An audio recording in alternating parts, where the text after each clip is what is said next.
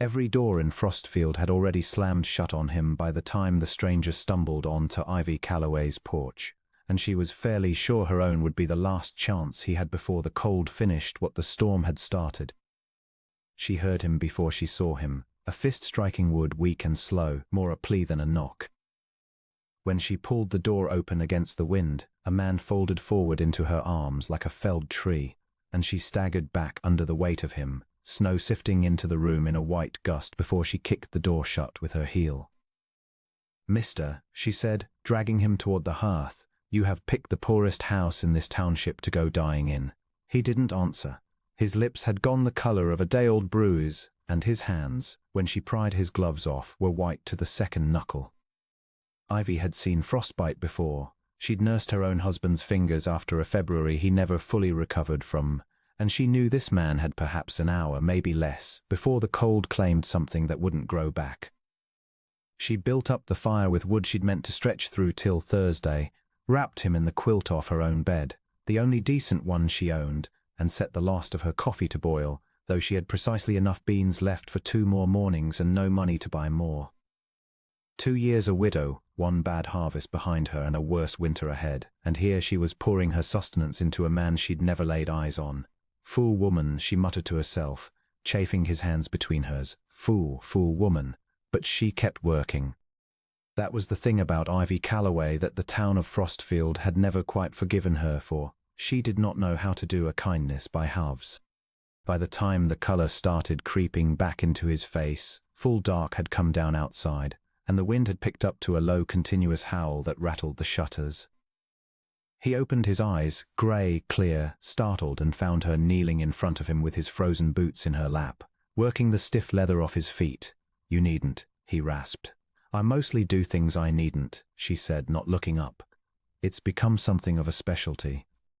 He laughed, a short, disbelieving huff of breath, then winced as circulation found his torsos again. "Where am I?" "The Calloway place. 2 miles east of Frostfield proper, which I expect is where you came from, and where every fool in that town turned you away." It wasn't a question.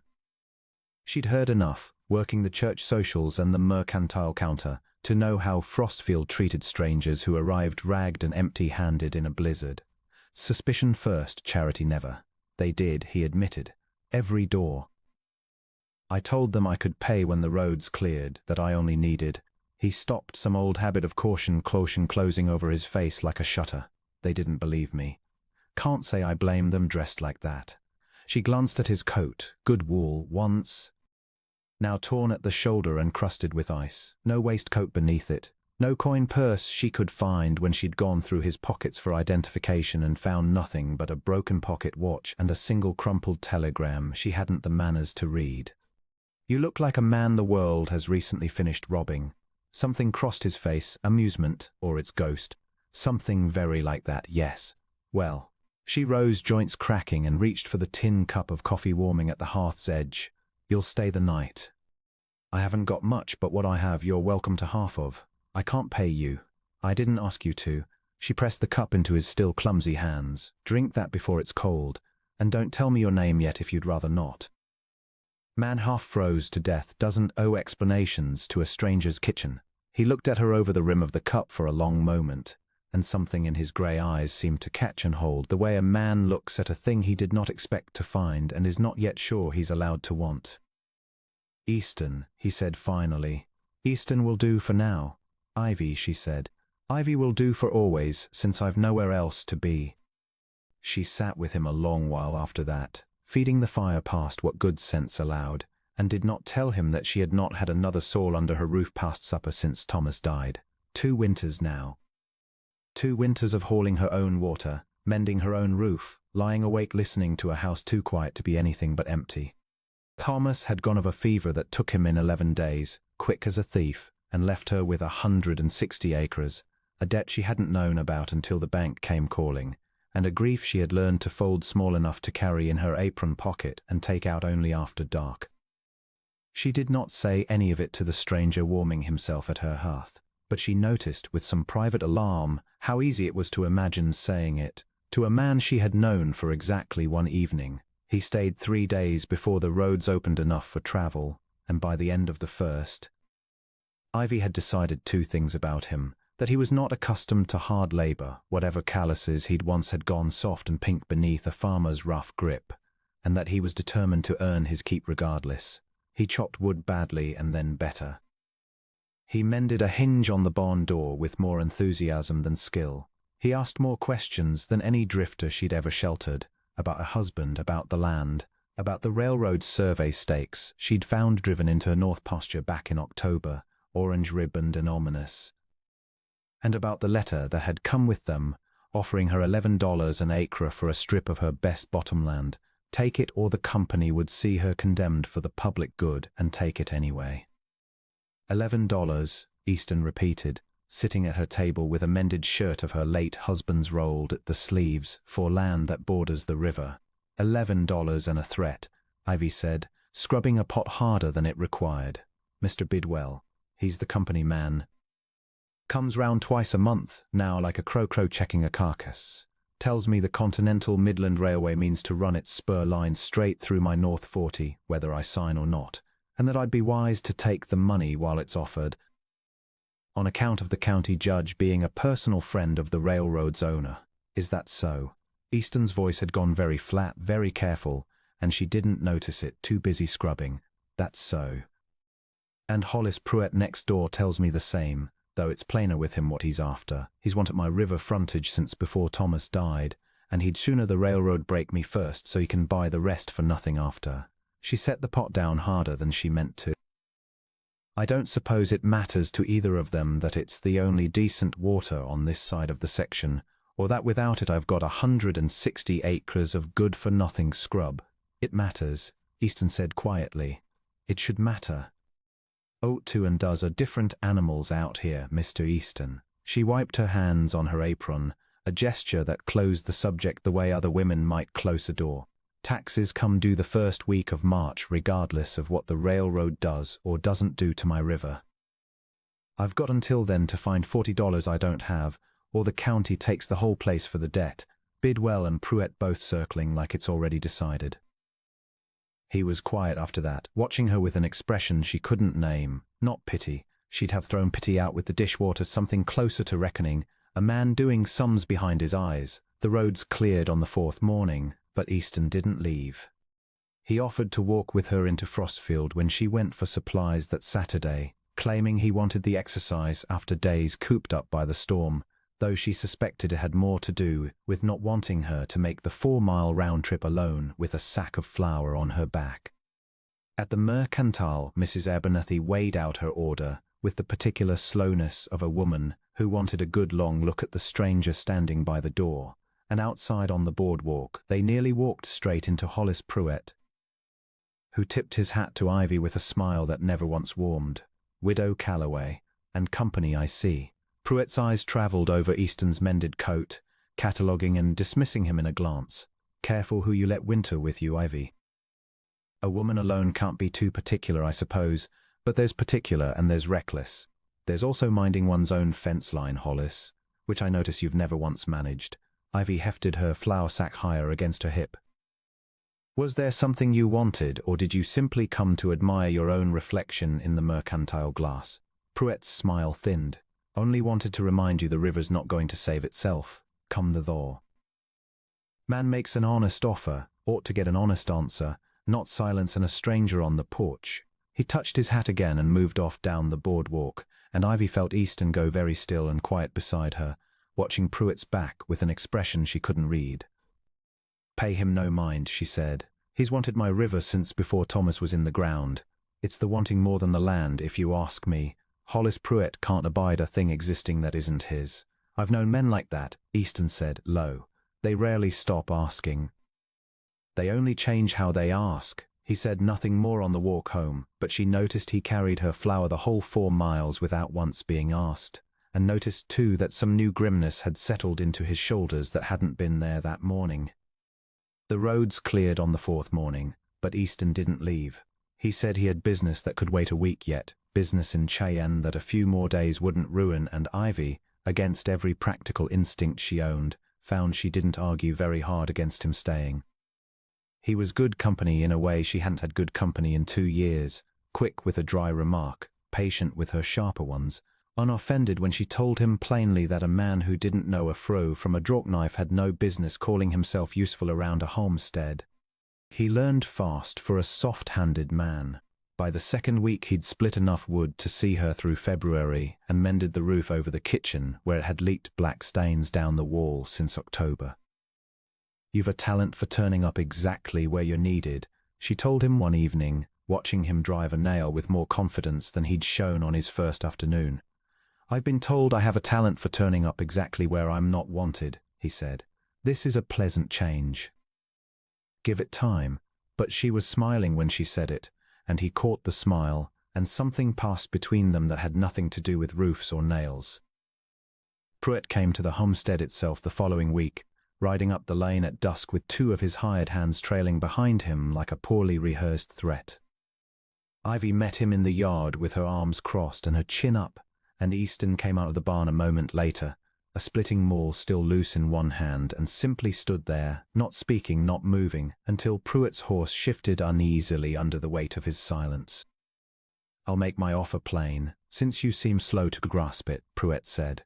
$18 an acre for the river frontage, cash on delivery, and I'll forget the debt your husband left owing me on that seed loan from 4 years back.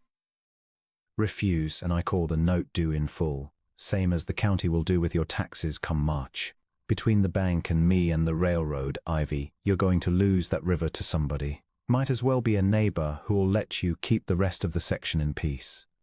"Thomas's seed loan was paid in full the spring after he died," Ivy said. "I have the receipt in a tin box under my bed, Hollis, and you know it, which tells me you're hoping I've forgotten or that I'm too tired to fight you on it. I am neither." Pruitt's jaw worked. His gaze slid to Easton, taking in the maul, the set of his shoulders, the stillness that read less like a hired man's caution and more like a promise. "This isn't your business, stranger. I made it mine the day I ate her bread," Easton said. "You'll get your answer when she's ready to give it, and not a day before. Good evening, Mr. Pruitt."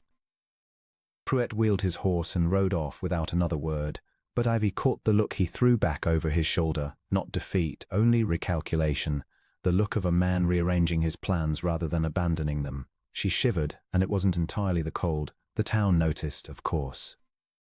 Frostfield noticed everything, and what it didn't know it invented. Mrs. Abernathy at the Mercantile asked Ivy, with the particular relish of a woman delivering bad news dressed as concern, whether it was wise, a widow alone taking in a vagrant off the road with no name and no history to yutch for him. "He has a name," Ivy said, paying for her flour with the last coins in her purse. "He has simply chosen not to spend it on you. There's talk, Ivy. There's always talk. I find it costs less than flour and does about as much good." She took her parcel and left Mrs. Abernathy to her outrage, though the words followed her home regardless, needling at a place she hadn't known was tender. There were good evenings, too, in among the worry, more of them than Ivy would have admitted to Mrs. Abernathy or anyone else in Frostfield. She taught him to play checkers on a board Thomas had carved, and found he was terrible at it and did not mind losing, which struck her as a rare quality in a man. He told her haltingly about a mother he'd lost young and a father who'd built something enormous and cold out of grief and called it success. And she understood, listening, that whatever he was hiding, it wasn't malice. It was the particular loneliness of a man who had never once been wanted for nothing. One evening, mending a torn sleeve by lamplight, while he read aloud from her one surviving book of poems, she looked up to find him watching her instead of the page, and neither of them looked away for a long moment. And something unspoken passed between them that frightened her rather more than Hollis Pruitt ever had. That night she asked him outright, over a supper of beans and the last of the salt pork, "Who are you, Easton? Truly, not the man who tells me half-truths over coffee, the rest of it." He set down his fork. For a moment she thought he might finally answer, really answer, the way his face seemed braced to. But then his jaw tightened and he said only, "A man trying to decide the right way to tell you something and finding there isn't one. That's not an answer." He agreed. "It isn't. Give me a little longer, Ivy, please." She should have pressed. Later she would wonder why she hadn't. But there was something in the way he asked, not evasive so much as afraid, Man standing at the edge of a decision he couldn't take back. That made her let it lie, the way she'd have let a wounded animal alone, rather than force its hand. The trouble came to a head on a Tuesday, the way trouble in Frostfield generally did, with Ruck Bidwell's buggy pulling into the yard at mid-morning, a folded paper in his gloved hand and a smile that never once touched his eyes. Mrs. Calloway. He didn't get down from the buggy, which Ivy had long since learned was his particular cruelty, making a woman stand in her own yard and crane up at him like a supplicant. I've come with the company's final offer. $14 an acre, and I'll tell you plainly, it's 14 more than you'll see once the county forecloses on you in 3 weeks' time for the tax debt, which the company has, as it happens, quietly purchased from the assessor's office. A tidy little instrument. We hold the note now, not the county. The ground seemed to shift under her. You bought my debt. The company did. Business, Mrs. Calloway, nothing personal. He unfolded the paper and held it out, not troubling to descend and hand it to her properly. Sign the easement, and the debt's forgiven, the $14 an acre paid besides. Refuse, and I foreclose on the whole 160 inside the month. Either way, the railroad gets its river. The only question is whether you get anything for it. Behind her, she heard the barn door and turned to see Easton crossing the yard, and something in his face had changed entirely. Gone was the soft, careful drifter she'd nursed back from frostbite. This was a man walking toward a fight he recognized. Bidwell, he said, and the single word landed like a dropped stone. Bidwell's smile faltered for the first time since he'd arrived. Do I know you? You will, Easton said, in about 30 seconds, and you are not going to enjoy it. Get down off that buggy. I don't take orders from... Get down, Easton said again, quiet as a closing door, or I'll write to Cheyenne this afternoon and have you removed from the company payroll by wire before supper. Your choice, which... Ivy watched Bidwell's face go through several colors in quick succession, watched the man's confidence crumble into something uncertain and then, unmistakably afraid. He climbed down from the buggy like his knees had gone to water. Mr. Vale, sir, I didn't know you were... No, Easton said, you didn't. Which tells me you've been running this territory as your own private fiefdom, buying up widows' debts and calling it business. And I'd like very much to know how long that's been standard practice for the continental Midland. Ivy stood frozen in her own dooryard, the word ringing in her ears louder than the wind. Val. She knew the name. Everyone in the territory knew the name, off the letterhead of every survey notice, every threatening legal paper that had crossed her table since October. Easton Vale, owner of the Continental Midland Railway, the man behind the very company that had been trying to grind her off her land for 4 months, sitting at a table, eating her beans, sleeping in her barn loft on a pallet she'd apologized for not making finer. You, she said, and her voice came out strange to her own ears, on the railroad. Easton turned to her, and whatever satisfaction had been in his face at Bidwell's fear drained out of it entirely, replaced by something like dread. Ivy? You own the railroad. She heard her voice climbing and didn't stop it. You have sat in my kitchen for 2 weeks and let me count out my last coffee beans in front of you. You let me apologize for the thinness of the stew. You let this man, she flung a hand at Bidwell, who was wisely inching backward toward his buggy, threaten to take my home while you mended my roof and said nothing about who you were or what you could have stopped with a single word. I was going to tell you. When? After the foreclosure. After I'd signed away my river for $14 an acre out of my own ignorance. Her hands were shaking. She pressed them flat against her apron to still them. I don't know what game this was to you, Mr. Vale.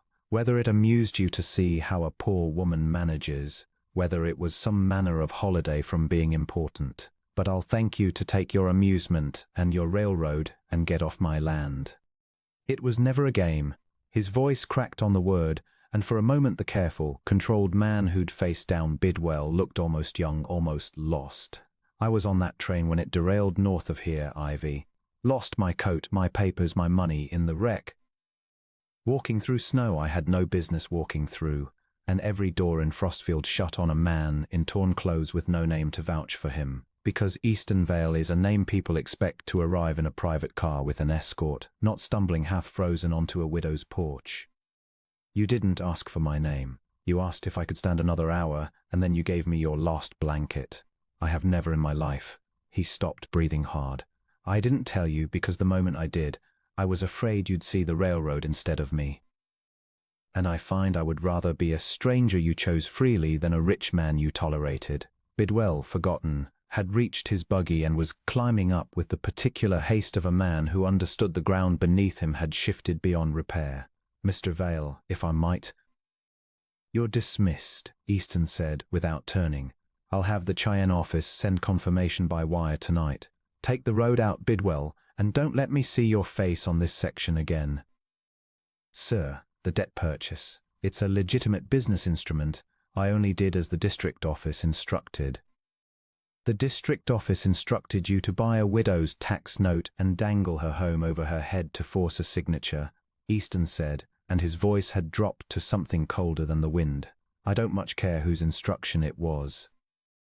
I care that you did it, and did it smiling, and I mean to make certain no one at the Continental Midland ever does it again. You'll have your dismissal in writing by wire tonight, and you'll count yourself fortunate it isn't worse. Bidwell opened his mouth, found nothing in it worth saying, and shut it again. The buggy rattled off in a spray of thawing mud, and then it was only the two of them in the yard, the wind picking at the hem of Ivy's apron, and the whole enormous silence of a thing said that couldn't be unsaid. I want you to leave, Ivy said, though the words tasted like ash even as she spoke them. Not because of the railroad. Because you let me believe a lie for 2 weeks, and I don't. I can't trust the ground under a thing that started that way. Something in his face closed, careful and final, the way a man accepts a verdict he half expected. All right, he said. I'll go tonight. But the debt's forgiven regardless, Ivy. The company will tear up the note, whatever you decide about me. I won't let Bidwell's cruelty stand as my legacy here, whether or not you ever speak to me again. He was gone by dusk, and the house felt larger and colder than it had any right to, with only one set of boots by the door and only her own breathing to keep her company at the hearth. Her neighbour Sarah Voss came by twice that week, ostensibly to return a borrowed churn, in truth to sit at Ivy's table and study her with the frank concern of a woman who had known her since before Thomas. You look like something's been dug out of you, Sarah said on the second visit, not unkindly. Was it so very wrong what he did? Man was drowning in the snow and didn't want to be pitied for his name. I might have kept quiet too. He let me believe he had nothing, Ivy said, while he owned half the county's future. And you let him believe you'd nothing to offer a rich man, when the whole while you had the one thing his money never bought him, somebody who fed him before she knew what he was worth. Sarah reached across the table and squeezed her hand. Don't let pride freeze you the way the storm nearly froze him, Ivy. It's a poor trade. Ivy didn't sleep well those 9 nights, turning the debt forgiveness letter Bidwell's Cheyenne office had sent over in her hands until the paper softened at the creases. Wondering whether a man's kindness could be trusted once you learned it had cost him nothing to give it, or whether that was exactly the wrong way to measure a man at all. He came back 9 days later, in weather considerably worse than the storm that had first brought him to her door, a hard, driving sleet that had turned the road to black ice. The kind of night sensible men stayed inside for. Ivy heard the horse first, then the pounding on her door, and for one absurd, hopeful moment thought history was repeating itself before she pulled it open and found not a collapsing stranger but Hollis Pruitt's hired man, wild-eyed and breathless. Mrs. Calloway, your barn, Pruitt's boys, there's men out at your north fence with torches saying if the railroad won't take the land free and clear, ain't no reason a fire couldn't clear it faster. She didn't wait to hear the rest.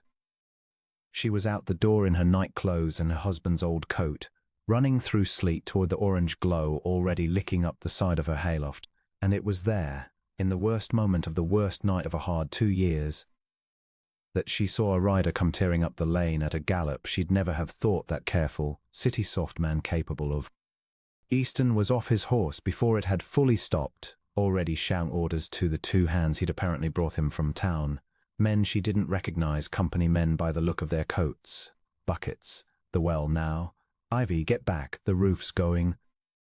That's my barn, she said, though her feet had already carried her toward the well pump, hauling with strength she didn't know she had left. That's my husband's barn. I am not standing back while it burns for Hollis Pruitt's greed. They fought the fire together, all of them, in a chaos of buckets and shouted names and sleet hissing against the flames. And somewhere in the worst of it, Ivy looked up and saw Pruett himself at the fence line, torch still in hand, watching his scheme come apart with an expression of dawning, ugly panic, because Eastern Vale, railroad magnate, had just ridden up in the middle of arson against a woman he'd very publicly, very legally forgiven a debt to. And there was no story Pruett could tell a judge that made him look like anything but exactly what he was. The last of the flames guttered under a final volley of buckets, hissing into black smoke that stung Ivy's eyes worse than the fire itself had, and for a moment nobody moved, all of them braced for the wall to give and prove the fight had failed. It held. The frame groaned, settled and held, and one of the company men let out a whoop of relief that startled the huddled, steaming livestock worse than the fire had. The fire went out before the roof fell, scorched black along one wall, but the frame holding, the animals safe, driven out into the yard in a huddle of steaming, frightened breath. Ivy stood in the mud in the grey edge of dawn, soot on her face, her hands blistered from the pump handle, and found Easton beside her, equally filthy, equally spent, watching Pruett being led away toward town by the sheriff's deputy that one of the company men had ridden for the moment the flames were spotted. "You came back," she said, because it was the only thing her exhausted mind could hold on to. "I never left, not really. I've been at the hotel in Frostfield 9 days, waiting to see if you'd let me say the rest of it." He turned to face her fully, and even bone-tired, even blackened with smoke, there was something steady in him that hadn't been there the first night she'd found him frozen on her porch. "I should have told you who I was the first evening, Ivy, and I didn't. Because for 2 weeks I was simply a man a woman had chosen to save with her last coffee and her only blanket, and it was the finest 2 weeks of my life, and I was a coward about losing it. That's the whole truth, not a game. A man who found something he was afraid to name in case naming it made it disappear. And now I'd rather lose the railroad than lose you," he said simply. "I've already had the survey reroute around your river, filed this morning before the ink on Bidwell's dismissal was even dry. Whatever answer you give me tonight, the Callaway land stays whole and yours. I'm not asking you to choose me because you owe me anything. I'm asking because I've never in my life wanted to belong somewhere the way I wanted to belong in that kitchen, counting out coffee beans with you." 9 days in a hotel," she said, "and you never once came to the door." "I came as far as the fence line 4 times," he admitted, a rueful edge to his voice. "Stood there like a fool in the cold I once nearly died in, and every time I lost my nerve and walked back to town. I told myself I owed you the space to decide without a rich man's persistence crowding the answer. Tonight I stopped caring about owing you anything except the truth, torch fire or no torch fire." He looked toward the blackened wall of the barn, then back at her, soot-streaked and unguarded in a way she had not seen even in their best evenings by the fire. "I've spent my whole life being wanted for what I could give people. You wanted nothing from me but honesty, and I very nearly let my own cowardice cost me the one person who ever asked for that instead of money." Ivy studied him a long moment, the exhaustion and the anger of 9 days sitting uneasily beside something warmer, something that had never quite managed to leave despite her best efforts. "I'm not an easy woman, Eastern Vale. I say what I think and I don't apologize for the saying of it. And I will never once pretend gratitude I don't feel simply because you're rich enough to expect it. I wouldn't want you any other way," he said. "I've had a lifetime of people telling me what they think I want to hear. I'd rather have 40 more years of you telling me the truth, even when it costs me a night in the cold to earn it." The sun was coming up grey and reluctant over the scorched barn, over Pruett's torch lying forgotten and doused in the mud, over the whole hard little kingdom of 160 acres she had nearly lost twice in a fortnight, and somehow still held. "You are the most aggravating man who has ever frozen half to death on my porch," Ivy said at last, and something in her chest, some tight, guarded thing since Thomas died, finally loosened. "I suppose you'd better come in and warm up properly this time. Bring your name with you. All of it." He laughed then, real and unguarded, and reached for her soot-blackened hand with his own, and Ivy Callaway, widow, tax-poor, river-rich, nobody's fool, let him. They were married in April, once the mud had dried enough for a wedding. In a ceremony small enough that Mrs. Abernathy complained for a month afterward about not being properly consulted on the guest list, though she came anyway and cried harder than anyone, and never again called Ivy's judgment reckless within earshot of another living soul. Sarah Voss stood up beside Ivy in a borrowed blue dress and pronounced the whole match the best piece of luck Frostfield had seen in a decade, and even the sheriff's deputy who'd hauled Pruitt off that terrible night came to shake Easton's hand and admit, grinning, that he'd never expected to see a railroad man split his own firewood for a wedding supper, and badly at that. The barn was rebuilt by June, sturdier than the first, and the spur line, when it finally came through the county 2 years later, ran a respectful half-mile of the river, exactly where Eastonvale had promised it would. He never did learn to properly split wood.